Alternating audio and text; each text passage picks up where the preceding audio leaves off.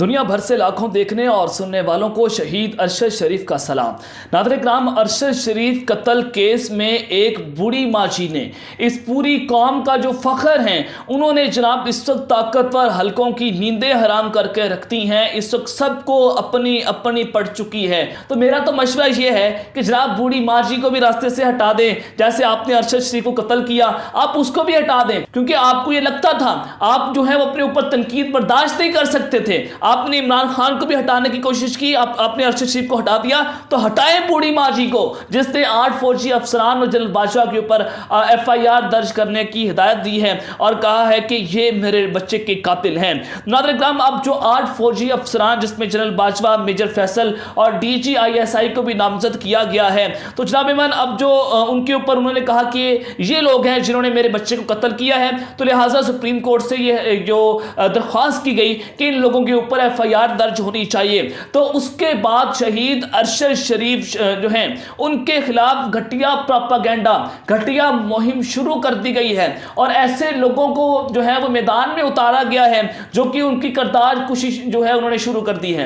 اب یہ الزام کیا لگایا گیا ہے، اس کی اہم ترین تفصیلات آپ کے سامنے رکھوں گا کہ ایسی گھٹیا کوشش کہ آپ کانوں کو ہاتھ لگائیں گے کہ طاقتور اس قدر گھٹیا ہیں، اس قدر ان کے ضمیر مردہ ہو چکے ہیں کہ ایک شہید کو قبر میں بھی رہنے نہیں دیا جا رہا کہ ارشد شریف کے قتل سے پہلے ان کے کمرے میں لڑکیوں کی یا لڑکی کی جو ہے ان کے کپڑے جو ہیں وہ ملے تھے، تو اس کے اوپر ان کو قتل کیا گیا۔ یہ ساری وجوہات آپ کے سامنے رکھوں گا کہ دعویٰ کہاں سے سامنے آیا ہے اور اس وقت چل کیا رہا ہے۔ دوسری خبر پر جو آج ہم بات کریں گے کہ نئی فوجی قیادت نے عمران خان کو بھی نشان عبرت جو ہے وہ بنانے کا پیغام پہنچا دیا ہے کہ آپ کو بھی راستے سے ہٹا دیں گے اور آپ کو بھی ننگا کر کے مارا جائے گا۔ اب یہ دعویٰ کس نے کیا ہے کہ نئے آرمی چیف نے عمران خان کو یہ پیغام دیا ہے اور GHQ نے باقاعدہ طور پر اس کا فیصلہ کر لیا ہے۔ اس حوالے سے ایکسکلوزیو ڈیٹیلز آپ کے سامنے رکھوں گا۔ اور تیسری خبر پر جو آج ہم بات کریں گے کہ زمان پاک سے بھی طبلِ جنگ بج چکا ہے اور عمران خان نے اپنا اہم ترین پیغام جاری کر دیا ہے، جس کے بعد حالات مزید کشیدہ ہوتے ہوئے دکھائی دے رہے ہیں۔ آئندہ دنوں میں کیا کچھ ہو سکتا ہے، یہ اہم ترین تفصیلات آپ کے سامنے رکھوں گا۔ لیکن اگر آپ نے چینل کو سبسکرائب نہیں کیا، چینل کو لازمی سبسکرائب کر لیں، بیل آئیکن کو دبا دیں، آنے والی تمام طرح اپڈیٹس آپ کی خدمت میں بر وقت پیش ہوتی رہیں۔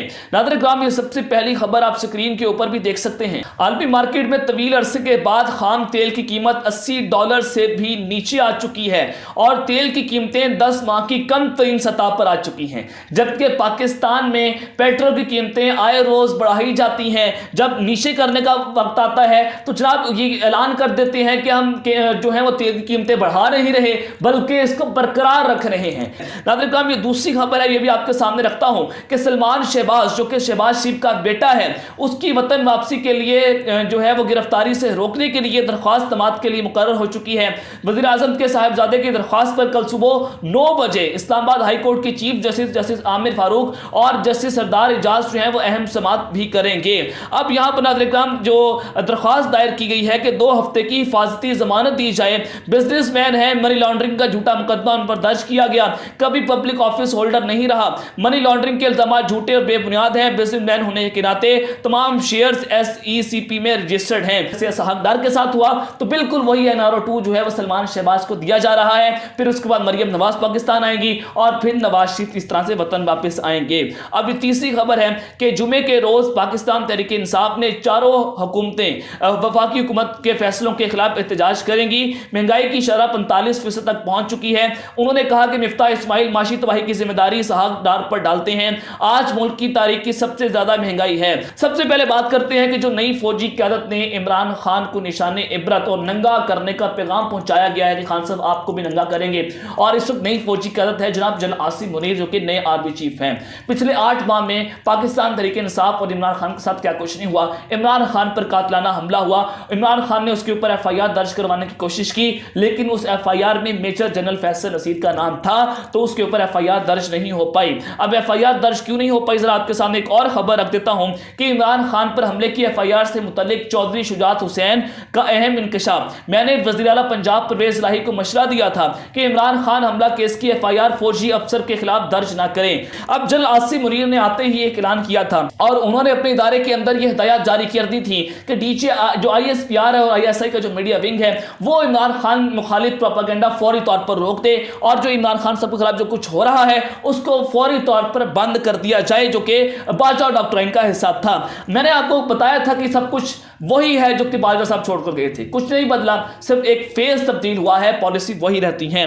तो इमरान खान साहब ने भी जनाब मन नई इस्टेब्लिशमेंट के खिलाफ अपनी पार्टी को ये रोक दिया था कि आप नई फौजी क़यादत पर कोई इल्ज़ाम नहीं लगाएंगे, उनके खिलाफ कोई बयानबाजी नहीं करेंगे। और फिर हुकूमत ने आज़म स्वाति को दोबारा गिरफ्तार किया, उनको बलोचिस्तान भेजा गया और वहाँ पर उनके साथ क्या सलूक हो रहा है वो आप सबको पता है कि पहले भी उनको नंगा करके मारा गया, उनकी वीडियोस बनाई गई और उनकी बेटी को उनकी गंदी वीडियोस भेजी गई। गंदी तो नहीं कहेंगे नाउज़ुबिल्लाह, क्योंकि वो उनकी बीवी के साथ थी, वो एक पर्सनल मैटर है। तो आप किस तरह से आप एक शख्स को मेंटली टॉर्चर करते हैं। तो शहबाज गिल के ऊपर भी बलोचिस्तान में ये मुकदमा दर्ज हुआ। तो ये हुकूमत की ये खतरनाक साजिश है कि इमरान खान के लोगों को आप गिरफ्तार करके और FIA के जरिए उनको उठाकर उनको मारकर और ये कंपेल किया जाए, खान साहब को मजबूर किया जाए और पाकिस्तान तहरीक इंसाफ जो है वो नई फौजी क़यादत के ऊपर इसका इल्ज़ाम लगा दे और फौज और इमरान खान आपस में लड़ जाए। लेकिन नजम सेठी, इसके बारे में अहमद नूरानी साहब ने, जिन्होंने जनरल बाजवा की करप्शन पर स्टोरी पर काम किया, जो ब्रेक की थी स्टोरी, तो अहमद नूरानी ने कहा कि जो नजम सेठी है वो जर्नैलों की तवाइफों की तरह काम करता है। तो नजम सेठी ने कहा कि बहुत मजबूत पैगाम सदर पाकिस्तान के जरिए इमरान खान को पहुंचा दिया गया है, यानी कि जनरल आसिम मुनीर ने सदर पाकिस्तान के जरिए इमरान खान को ये बहुत मजबूत पैगाम पहुंचाया है कि अगर किसी ने फजूल बात की जो हशर हमने आज़म स्वाति का किया है फिर कोई नहीं बचेगा। इमरान खान भी करता है, हम उसको नहीं छोड़ेंगे, हम उसको नंगा करके मारेंगे। आज़म स्वाति से ज्यादा इमरान खान को निशाने इबरत बनाया जाएगा और हमने अपनी फौज की हिफाजत करनी है। ये जो है वो इंकशाफ नजम सेठी ने किया है। तो जनाब मन इसका वाज़ेह तौर पर मतलब है कि आज़म स्वाति को जनरल बाजवा ने नंगा करवाया था, जनरल बाजवा ने जनाब उसको गिरफ्तार करवाया था, उसकी जो वीडियोस हैं वो जनरल बाजवा ने पहुंचाई थी, क्योंकि ये पैगाम जो है वो नई फौजी क़यादत पहुंचा रही है। लेकिन ये झूठ पर मबनी ये इंकशाफ किया जाता है, अटेंशन सीकिंग और व्यूज़ जो है वो तोड़ने की कोशिश की जाती है। तो ज़मान पार्क से भी तबले जंग बजा है। इमरान खान साहब ने बहुत अहम पैगाम जो है वो जारी कर दिया है। देखिए इसहाक डार साहब जो हैं वो 4 बार मुलाकात कर चुके हैं जो सदर पाकिस्तान है आरिफ अलवी के साथ, और वो ये चाह रहे हैं कि खान साहब जो है असम्बलियाँ ना तोड़ें, क्योंकि उनको फेस सेविंग नहीं मिलेगी। और खान साहब ने असम्बलियाँ तोड़ दी पंजाब और KPK में, वो चुनाव अगले 5 साल के लिए मजीद अपनी हुकूमत बना लेंगे। और जब हुकूमत बनेगी वफाक लेना इमरान खान के लिए बहुत आसान हो जाएगा। न सिर्फ वफाक लेना बल्कि सिंध के अंदर भी इमरान खान के घर में घुसकर आसिफ अली जरदारी को मारेंगे। तो इस आसिफ अली जरदारी भी बड़ी कोशिशें कर रहे हैं कि इमरान खान किसी सूरत जो है वो असम्बलियाँ ना तोड़े, हम नए इलेक्शन करवा देते हैं। तो आज ज़मान पार्क में एक बहुत अहम मुशावरती इजलास था, आज फाइनल फैसला होना था असम्बलियां तोड़ने के हवाले से। लेकिन चौधरी परवेज इलाही जो है वो इमरान खान के खिलाफ इस वक्त भरपूर तरीके से एक्टिव हैं। जो इमरान खान साहब बात करते हैं उसके एंटी जाकर चौधरी परवेज इलाही अपना बयान दे देते हैं। इसी हवाले से इमरान खान साहब ने जो आज मुशावरती इजलास किया है उसकी अंदरूनी कहानी मैं आपके सामने रख देता हूं कि लाहौर में जो आज इमरान खान की रहाइश गाह पर इजलास हुआ उसमें हर तरह के मामलात और माहिर कानून बाबर इरफान ने कानून के हवाले से ब्रीफिंग भी थी। मुशावरती इजलास में पाकिस्तान तहरीक इंसाफ ने मौजूदा चीफ इलेक्शन कमिश्नर और मेंबर सिंध के खिलाफ रेफरेंसेस को फौरी सुनने का मुतालबा भी किया। ज़राए के हवाले से मालूम हुआ है कि इजलास में चेयरमैन PTI ने पार्टी का पार्लिमानी बोर्ड तश्कील देने का हुक्म देते हुए साबिक वज़ीर-ए-आज़म इमरान खान ने यह वाज़ेह किया है कि असम्बलियों को तोड़ना तय हो चुका है और ये असम्बलियां दिसंबर में ही तहलील होंगी, क्योंकि मुल्क को वहां पहुंचा दिया गया है जहां से फौरी इलेक्शन ही रेस्क्यू कर सकेगा।